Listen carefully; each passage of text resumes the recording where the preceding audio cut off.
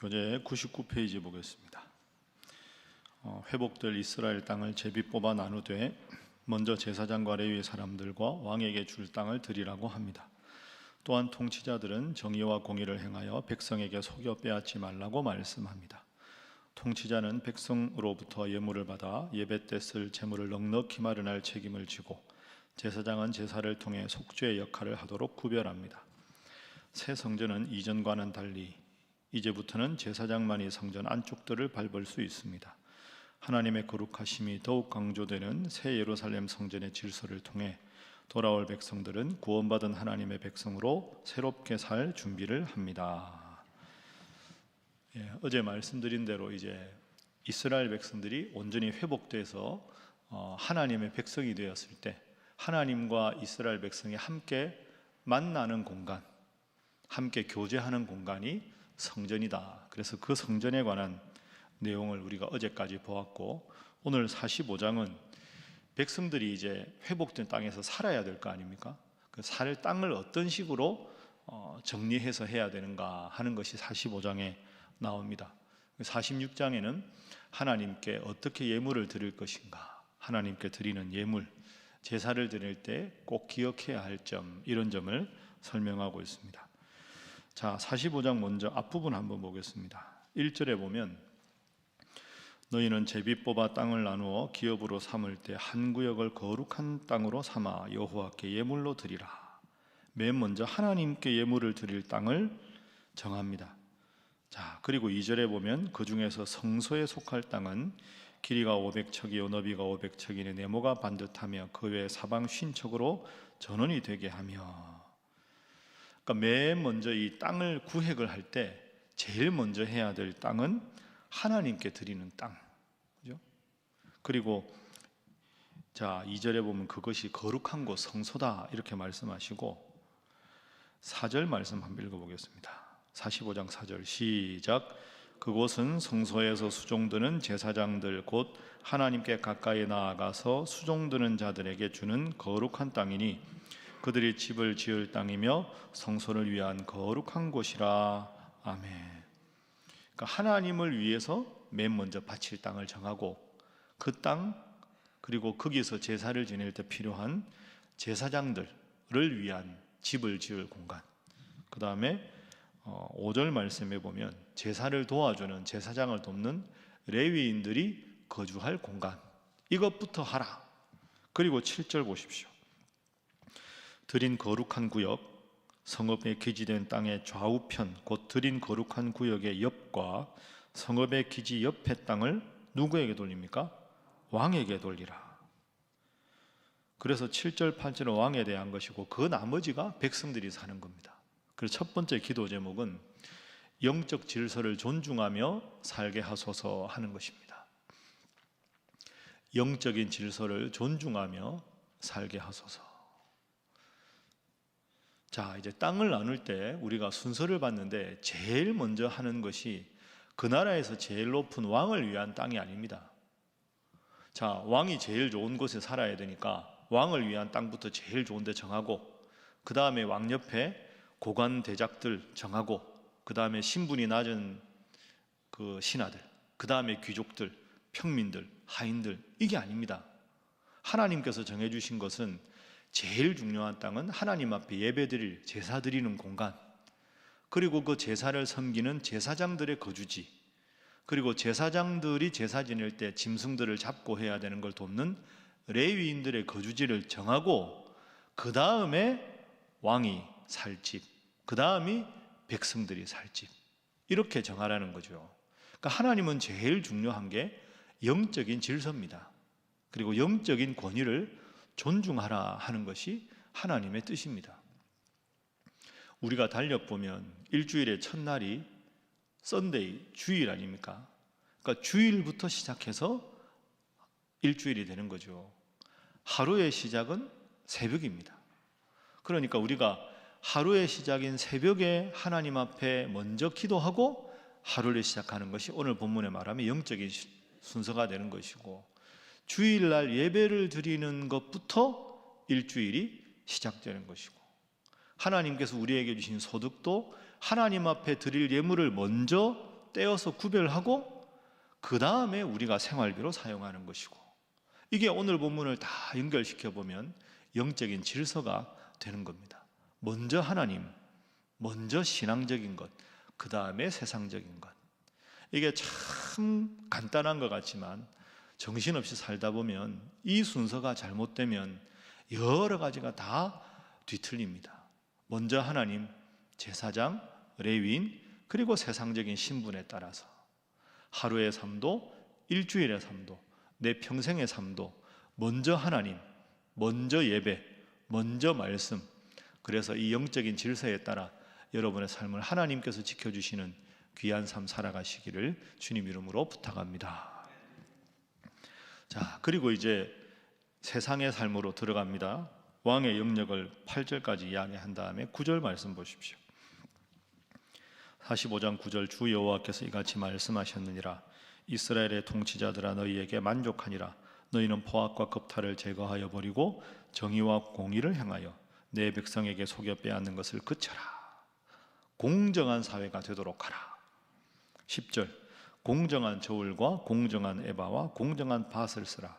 에바와 밧은 그 부피를 재는 거울을 말합니다. 우리가 보통 저울은 그냥 고체잖아요.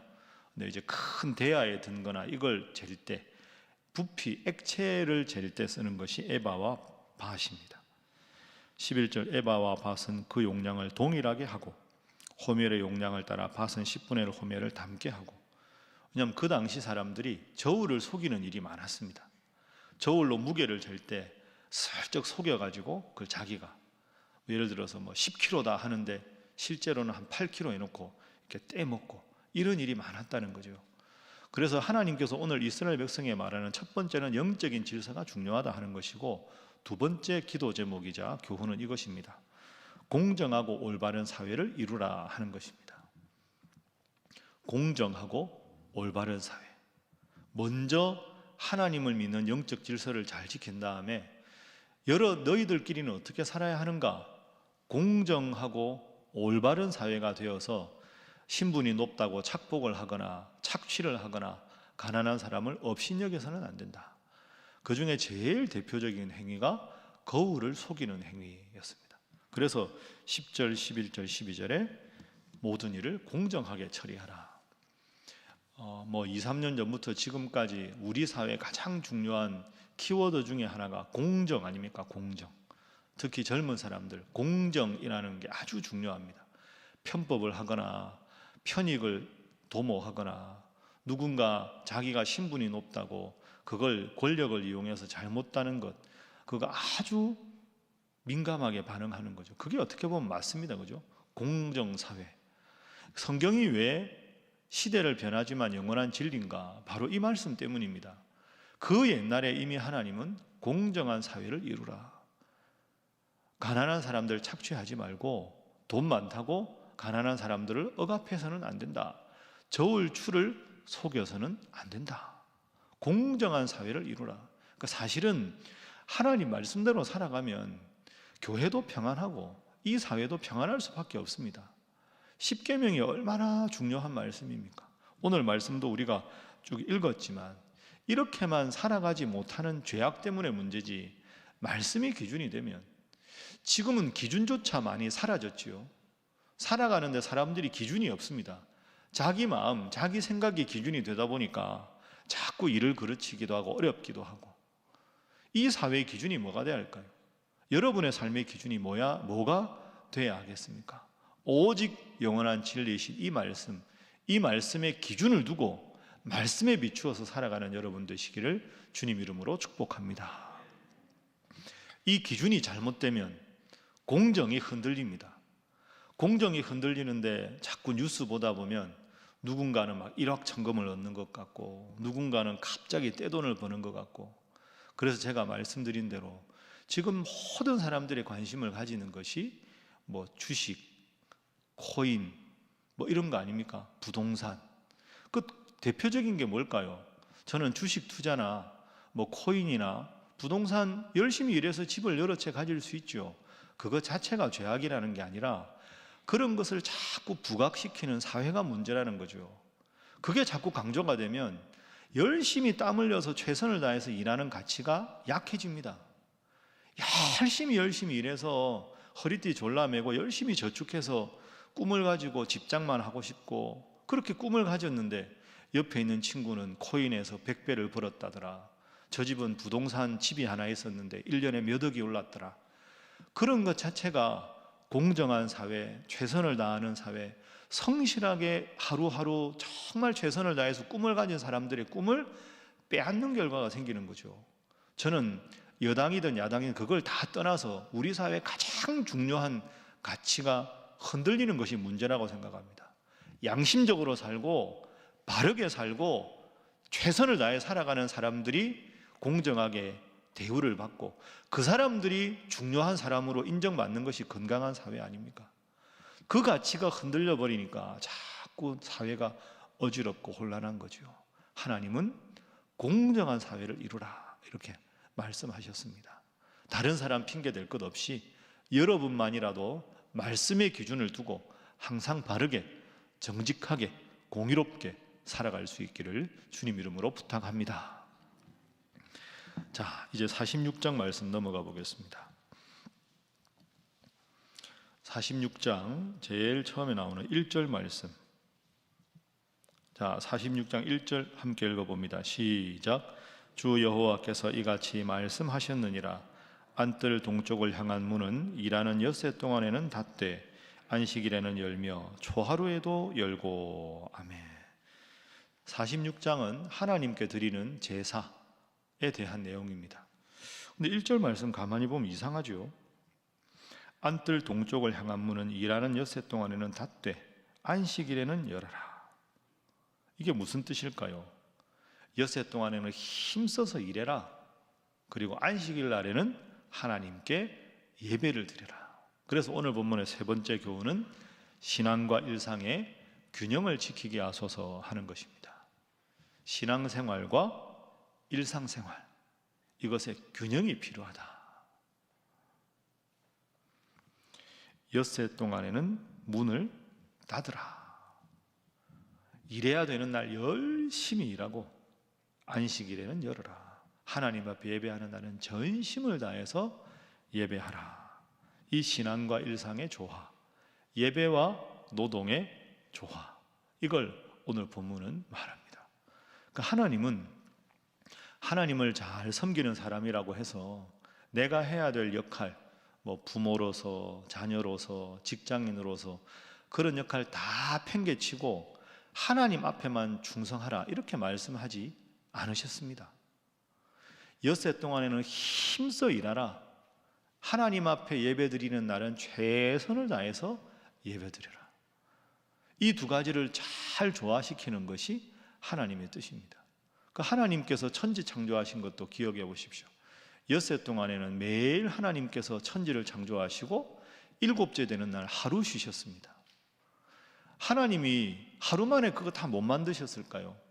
하루 만에 다 만들어 놓고 엿새 동안에는 안식일로 지켜라 이렇게 말씀하지 않으셨죠. 엿새 동안에는 하나님 일 다 하시고 하루를 쉬셨다. 그 법칙에 따라서 오늘 1절 말씀도 이렇게 합니다. 그러니까 사실은 이 원리를 우리가 생각해 보면 근본적으로 우리가 살아야 될 삶을 제일 간단하게 말하면 깨어 있을 때 최선을 다해서 살고 밤에 잠자리에 누워서 잘 때 다 기도하고 하나님 오늘 하루도 제가 부족하지만 최선을 다해서 성실하게 살았습니다 하는 감사의 고백으로 눕자마자 깊은 잠이 들고 그리고 깨어 일어나서 새벽 기도부터 하루를 시작하고 사실 인생이 큰 게 뭐가 있을까요? 새벽에 딱 눈 떠서 개운하게 일어나서 새벽 기도 나오고 그 다음에 아침 식사하고 하루 종일 하나님 주신 일에 최선을 다하고 밤에 잠자리에 들 때는 후회 없이 오늘 하루도 하나님 은혜로 살았습니다 하고 깊이 잠들고 그렇게 살아가는 인생이 제일 행복한 인생 아니겠습니까? 누웠는데도 걱정거리 때문에 잠을 못 자고 아침에 일어났는데도 몸이 힘들고 지치고 평안보다는 짜증이 찾아오고 그 우리의 영적인 삶이 잘못된 것 아닐까요? 일상의 삶과 신앙의 삶의 조화. 엿새 동안은 문을 닫으라. 일곱째 날에는 최선을 다해 하나님 앞에 예배드려라. 여러분, 오늘 본문 말씀은 우리에게 우리의 삶을 어떻게 살아야 될까에 대한 아주 중요한 교훈을 던져줍니다. 영적인 질서를 분명히 순종하고 거룩하게 지키고, 그리고 공정한 삶, 공정한 사회가 되도록 기도하고, 너 스스로도 신앙과 일상의 조화와 균형을 이루고 살아가라. 이 세 가지 교훈을 여러분 꼭 기억하시고 날마다 하나님 주신 이 원칙에 따라 살아감으로 늘 하나님 은혜 감사하고 하나님 앞에 큰 은혜와 복을 누리는 여러분 모두가 되시기를 주님 이름으로 축복합니다. 자, 이 세 가지를 위해서 기도하겠습니다. 그리고 또한 우리의 사랑하는 이 나라 대한민국이 정말로 공정한 나라, 힘없고 어려운 분들이 희망을 잃지 않는 나라가 되게 하여 주옵소서 위해서 기도하시고, 오늘 또 금요 교구 구역 모임이 있습니다. 하나님 은혜 안에 잘 진행되도록 기도하시고, 또 마지막으로 특별히 요즘에 코로나 확진자가 아주 많아지고 있습니다. 하나님, 지치고 힘든 의료진들을 하나님께서 위로해 주시고, 그리고 이 모든 행정을 감당하는 자들에게 하나님께서 지혜를 더하여 주시고, 하나님 그래야 이 확산세가 누그러지게 진정되게 하셔서 하나님 앞에 마음껏 예배하며 일상을 행복하게 살아갈 수 있는 저희들로 주님 역사하여 주옵소서. 함께 기도하겠습니다. 주여 믿습니다. 주여 믿습니다. 주여 믿습니다.